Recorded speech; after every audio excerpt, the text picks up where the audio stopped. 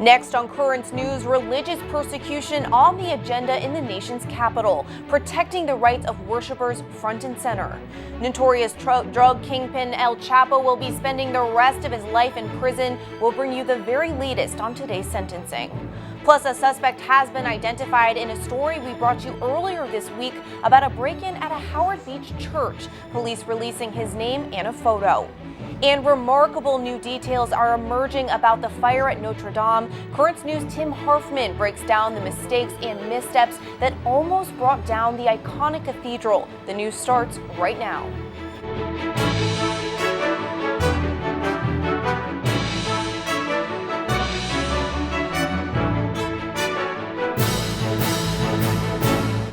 Good evening, I'm Emily Druby. Global leaders are gathered in Washington, D.C. today to discuss ways to combat religious persecution around the world. The second ministerial to advance religious freedom is being called the largest event to address the escalating problem. U.S. Secretary of State Mike Pompeo welcomed more than 1,000 representatives from countries around the world by emphasizing the need to work together, something echoed by House Speaker Nancy Pelosi, who singled out China and its role in oppressing religious minorities. From Brooklyn, Maronite Bishop Gregory Mansour, who chairs Catholic Relief Services, said this is exactly what government is meant to do, that religious freedom is a right. The global summit in the nation's capital comes at a time when 80% of the world's population lives in a place where religious freedom is restricted. And for Christians, the situation has become dire. According to a new report published by the United Kingdom, in some areas of the world, Christianity faces extinction. Late last year, the UK launched an independent inquiry into the persecution of Christians worldwide.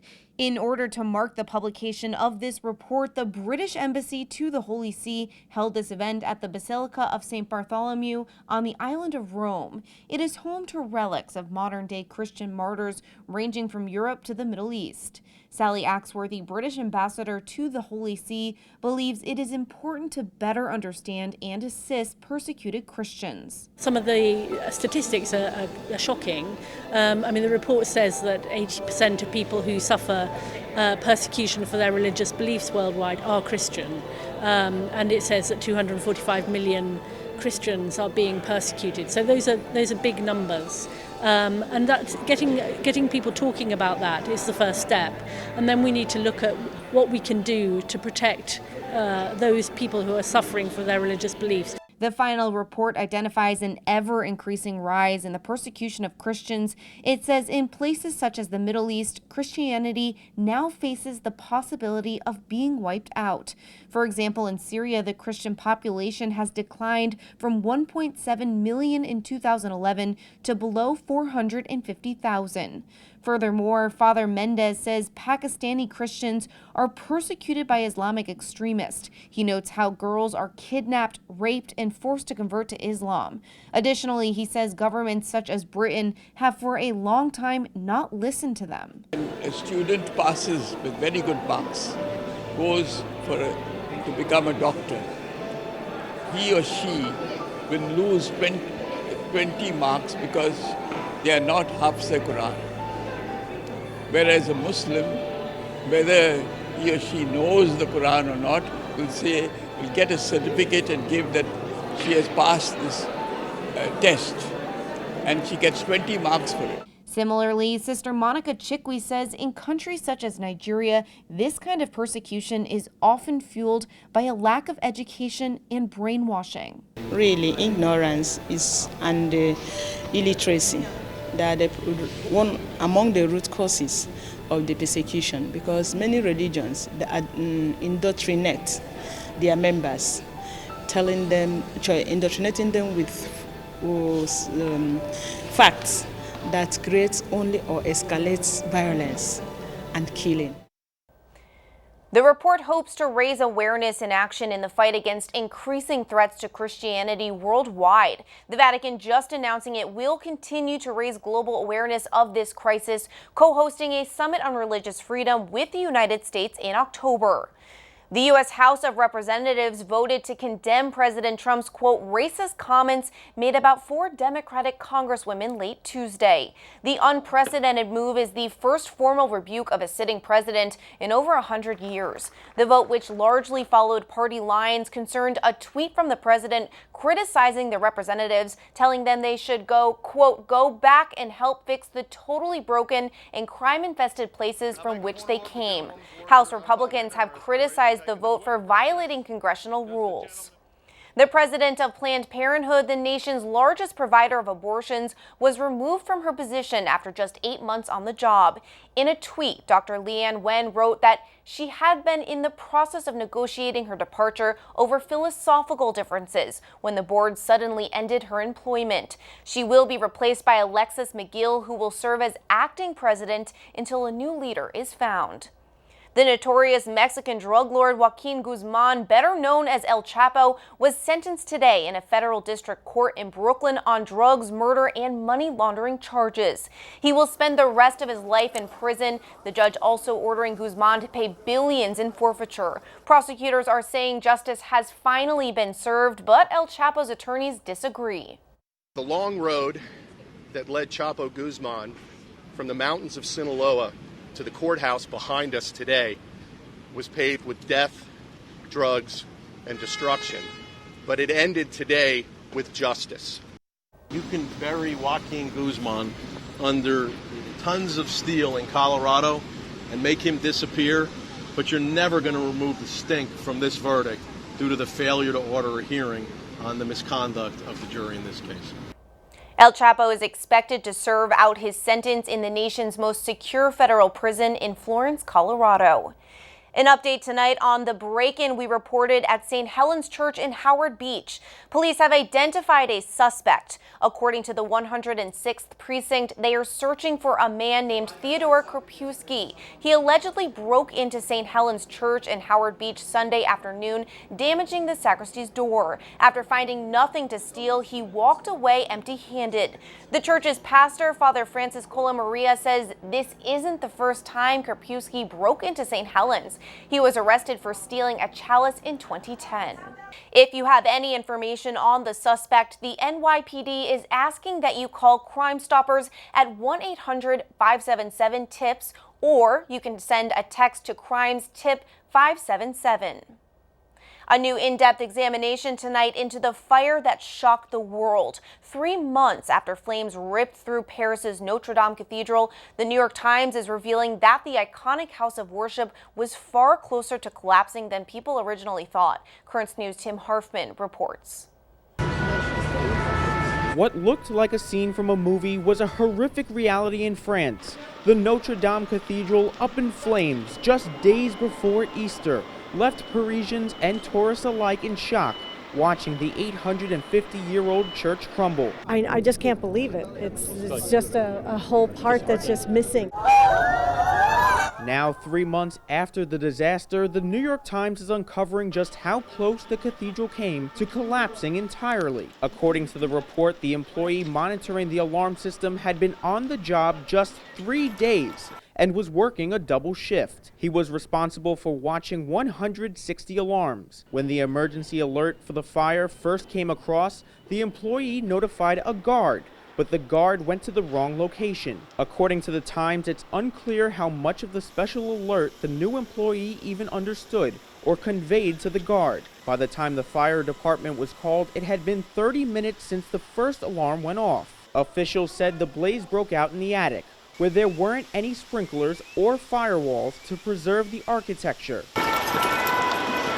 Nearly 50 firefighters pushed through the northern tower of the medieval structure, but they were ordered to evacuate, fearing the tower would collapse, taking the rest of the cathedral with it. Firefighters then climbed the southern tower instead and set up a platform between them. But the damage was done, leaving a gaping hole in the roof and a gaping hole in people's hearts. To see it go up like that, it's pretty devastating. According to the report, officials have yet to pinpoint the cause of the fire, but do know it wasn't criminal. They pledged to rebuild the historic cathedral. Tim Harfman, Currents News. There's a new seat today for the Diocese of Orange, one unlike any other Catholic church.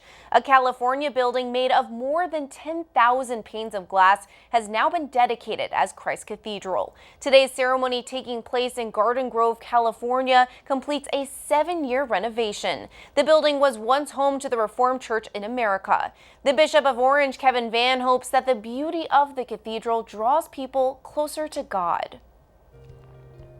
Former Supreme Court Justice John Paul Stevens has died at the age of 99 after suffering a stroke. His Supreme Court career began when Republican President Gerald Ford nominated him to the court in 1975. Stevens went on to surprise just about everyone by becoming one of the court's most prominent liberal voices. During his nearly 35 years spent as a justice, he voted to place limits on the death penalty and school prayer. He also voted to reduce restrictions on abortion and was a staunch defender of gay rights.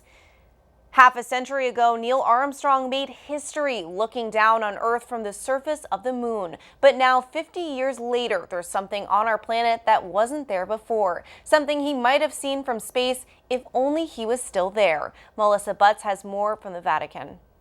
Just in time for the 50th anniversary of Apollo 11, an Italian artist is remembering the American astronaut Neil Armstrong in a very interesting way: in dirt. This could be the very first time Neil Armstrong's face is etched with a plow on a wheat field. However, the astronaut probably would have found the sole way to view the entire piece of artwork quite interesting, from above in the sky. Dario Gambarin, an expert in land art in Verona, Italy, chose to honor the first man to walk on the moon in this way. His face covers just over half an acre of land. I went to study the terrain, its size and its shape. I tried to fix the image in my head, and with the power of the imagination, I created the work. The particular part of this sketch is the date. While in the United States, the date of the moon landing is July 20th. In Italy, which is 6 hours ahead, it was already in the early morning hours of the 21st. Gambarin said as a child he remembers watching Armstrong's one small step that changed mankind forever. That's why he wanted to put his effort into this freelance piece, showing the first man to walk on the moon, complete with his spacesuit. While the tools and canvas for this piece of art might not be usual, there's one question the artist Dario Gambarin wants to know: if it can be seen from the moon. In Rome, Melissa Butts, Currents News.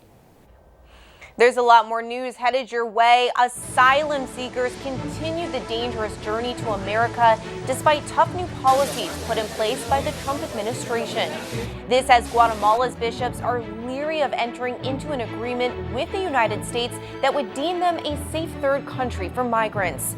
And a little later, Rome reimagined, one artist's vision of virtual Rome and what it may have looked like 300 years after Christ's death. Do you have a story idea or want to share a tip? Email us at newstips@desalesmedia.org or call our 24-hour number 718-517-3122. We'll be right back.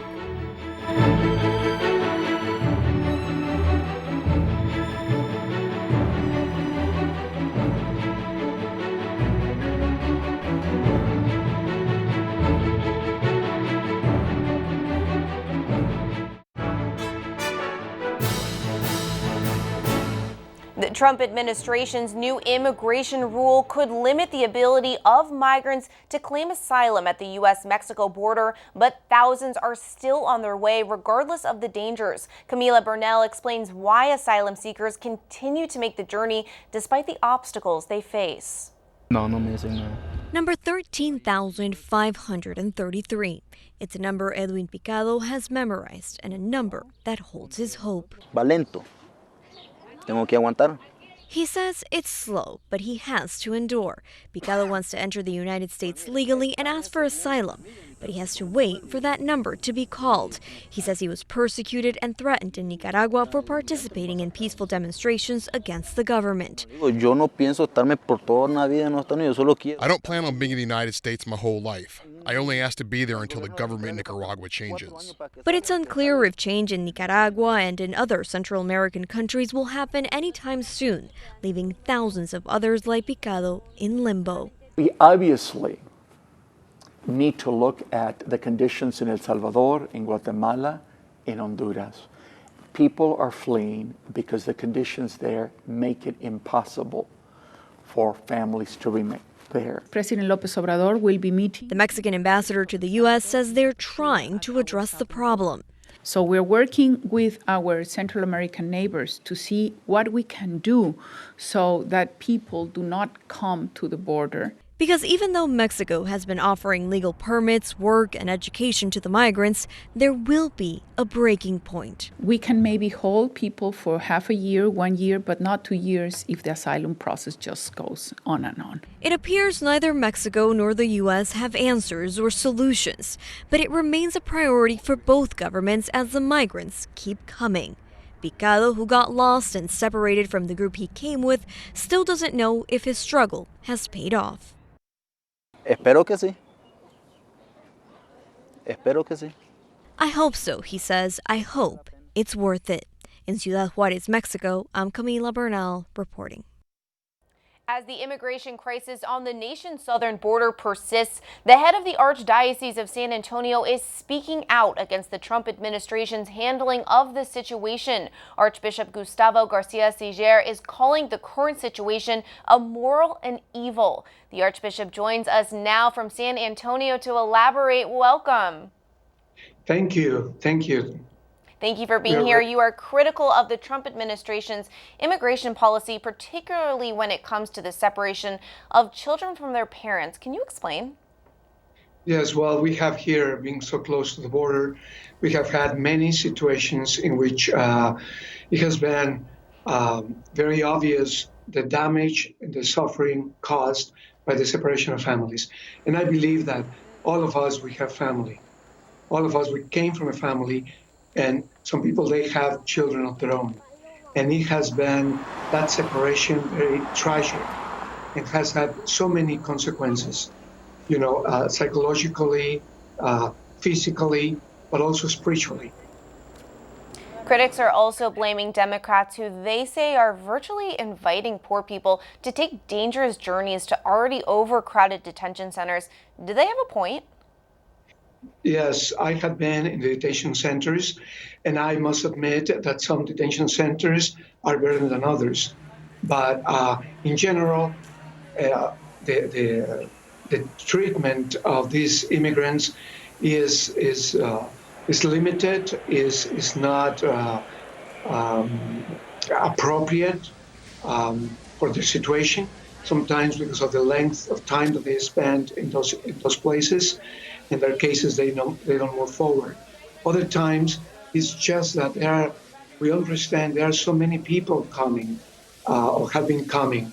But these last pronunciations of the administration, and it's not if it's one side of the aisle or the other, just we look from the perspective of the gospel, the perspective of Jesus, what we have learned from him, and we just cannot not say something about the suffering of thousands and thousands of people with this situation on this side of the border and on the other side too.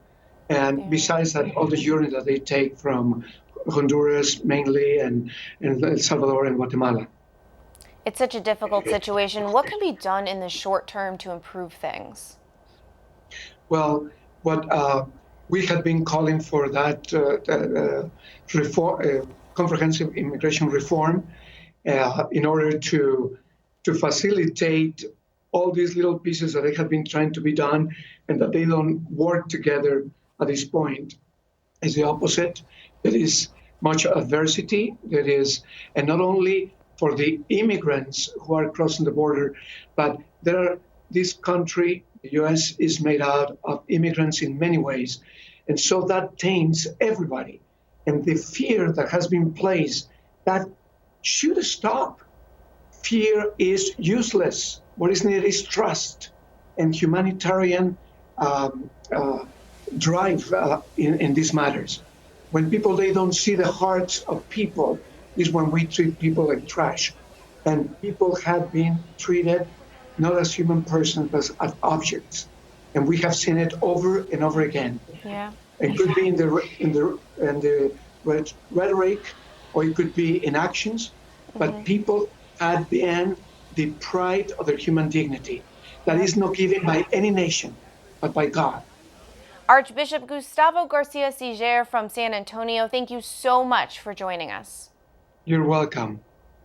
Guatemala's bishops are speaking out against the country entering into an agreement with the Trump administration to become a safe third country for asylum seekers. In a statement, the Guatemalan bishops expressed their deep concern, writing, "We cannot absorb the migrant population that comes from other countries and those whom we would be forced to maintain and provide security for, healthcare, adequate shelter, and eventually sources of work." Still to come on Currents News, a special virtual tour reimagines the Eternal City. We will go back in time to see the ancient ruins of Rome some 300 years after Christ. And the tablet has a brand new page called Our Diocesan Family, where you can share your pictures of recent baptisms, Holy Communions, confirmations, marriage, all of the joyous sacraments. For more details and to submit your photos, go to thetablet.org/ourdiocesanfamily. Your picture may be published in an upcoming issue of the newspaper. We'll be right back.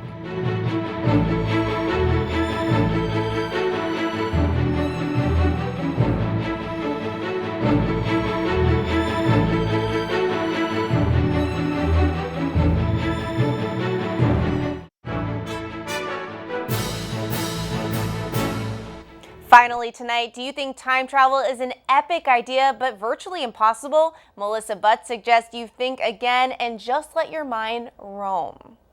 Go back in time to see the ancient ruins of Rome, only 300 years after Christ. This virtual tour, Rome Reborn, allows one to do just that. 22 years in the making, this virtual tour provides insight into the ancient Roman Forum, the Basilica of Maxentius and Constantine, and a comprehensive flight in a hot air balloon over the entire city. There are stopping points along the way explaining various historical facts. As an archaeologist, I saw immediately what at least one problem could be: time travel. How do we get to the past? We can't really get there, but we can use a simulation to do simulated time travel back to the past. So I started Rome Reborn with the idea of being able to take people back to ancient Rome, the Rome of 320 AD.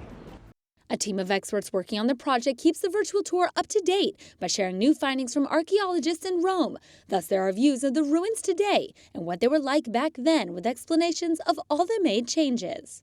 I always like to say the target audience of Rome Reborn are anyone in the world, the general public, anyone in the world who's interested in ancient Rome, which is just about everyone. 30 million people come to Rome every year. That means about 6 billion people don't come to Rome every year. Rome Reborn allows you in your living room, in your study, in your classroom, to take that virtual time travel back to the past, to ancient Rome. This year, they will be adding extensive tours of the Colosseum, Imperial Forum, and Circus Maximus. They hope when finished, technology will have advanced so that all pieces can be obtained in one instead of in these separate parts. While it cost over $3 million to make, each application is available for under $10, some even as low as $1.99. It can be used on a normal PC. At the Vatican, Melissa Butts, Currents News. That is Currents News. I'm Emily Druby. Thank you for joining us because we are putting your faith in the news. Hope to see you again next time.